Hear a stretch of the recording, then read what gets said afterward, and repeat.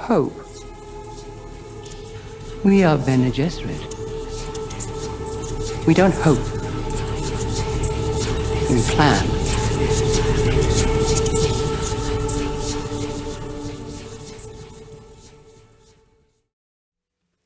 The Bene Gesserit, a mysterious and powerful sisterhood from Frank Herbert's sci-fi epic Dune, and Catholicism. What in common might these two have? Well, a lot more than you probably think. So, let's talk about it. Dune was first written in 1965 by author Frank Herbert, and has recently seen a large resurgence in popularity due to the 2021 and 2023 films, and even more recently, the new show currently airing, Dune Prophecy. Set on the desert planet Arrakis, the story follows a young noble Paul Atreides as he is forced to navigate the planet's harsh terrain and even harsher political portrayals of the noble houses. The Bene Gesserit, a secretive all-female order of highly educated and trained women known for their advanced control over their mental and physical abilities, are deeply entrenched in the politics of this universe. They work behind the scenes, navigating the human race along their desired path to ensure humanity's safety. Their ultimate goal is to achieve a super-being male Bene Gesserit, the Kwisatz Haderach. They plan to achieve this through their millennia-old breeding program, where they have carefully controlled the bloodlines to collect specific genes. So the Jesuits, meaning the Society of Jesus, are a brotherhood founded by Spanish soldier Ignatius of Loyola in 1540 after he received an injury in battle that sparked a spiritual enlightenment. This religious group grew rapidly, adding thousands to its number in only a few years. They are often noted for their educational, missionary, and charitable works, and all take vows of poverty, chastity, and obedience, especially obedience to the Pope. Now for the nuns.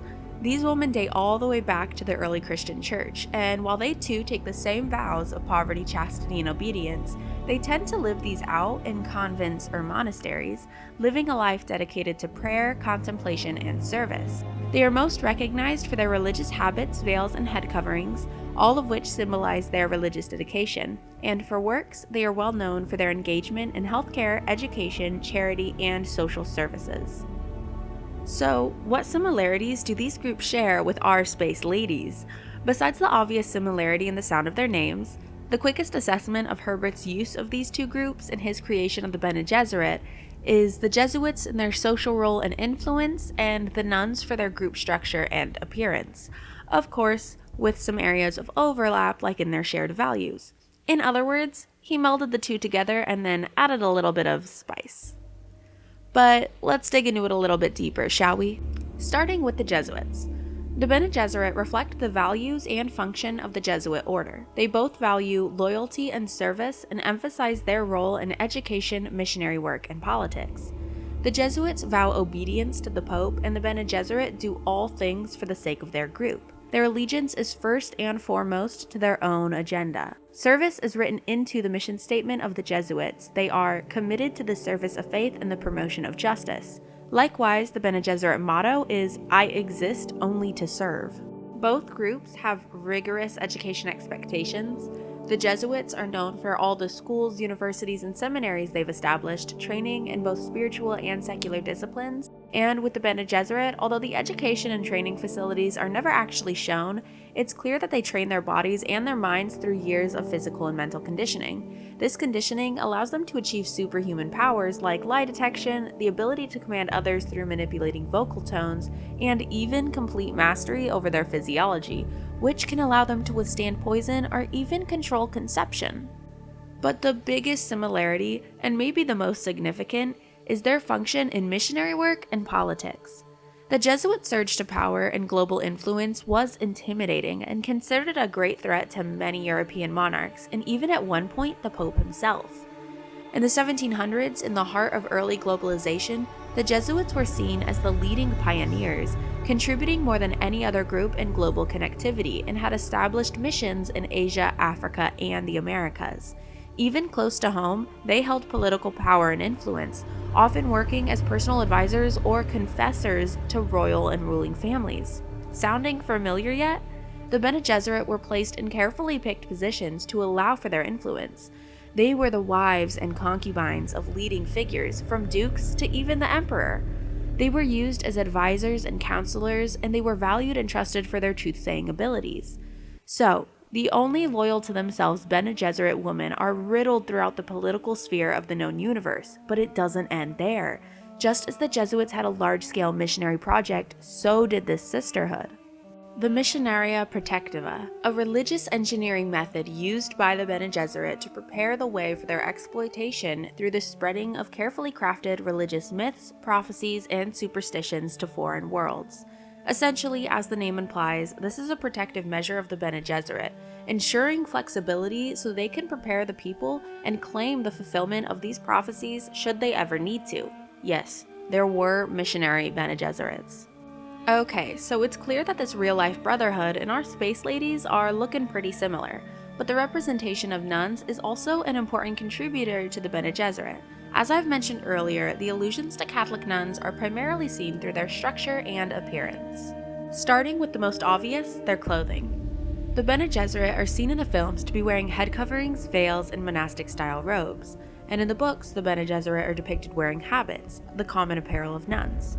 The clothing choice here is very relevant considering the significance of the clothing for real-life nuns and monks. For them, it is more than just apparel, but a visual representation of their commitments to poverty, chastity, and obedience. It is a marker of separation from the rest of society and an allegiance to their group and to God. For the Bene Gesserit, their clothing is also a marker for their separation and creates a distinct aura surrounding them, emphasizing their unity. The shapelessness of the attire affirms the idea that although they are a female order, they don't have to cater to a sexualized idea of their bodies. Their power is above common representations of femininity, but we'll get more into that one later. Moving on to titles, this is another one of the more obvious allusions Frank Herbert made. Nuns use the terms sister for general members, mother superior for leaders, and novice for trainees.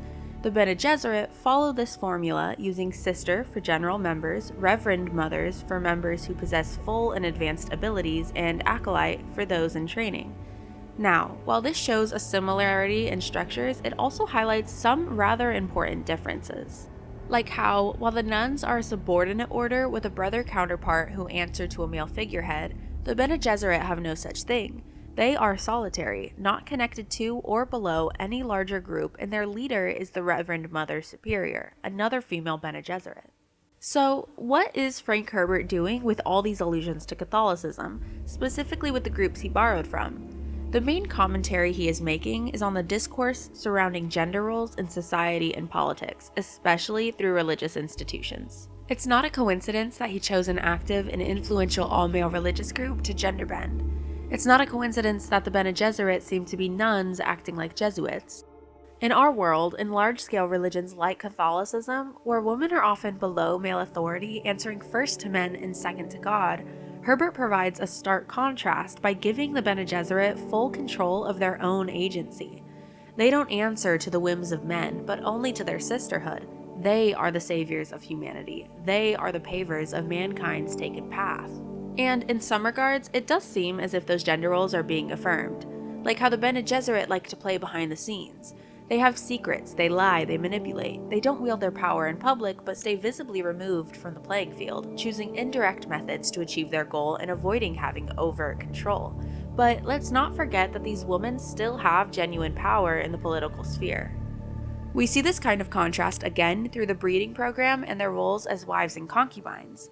The Bene Gesserit are not above being the seductress, feeding into the stereotypical influences of women, that their power only comes from their bodies and through sex. But Frank Herbert writes them as being above those stereotypes. Though they use sex as a tactic of manipulation, their power is not from it. Going back to those shapeless habits they often wear, they're not concerned with their outer appearance or the display of their bodies, because they don't cater to men, they use them.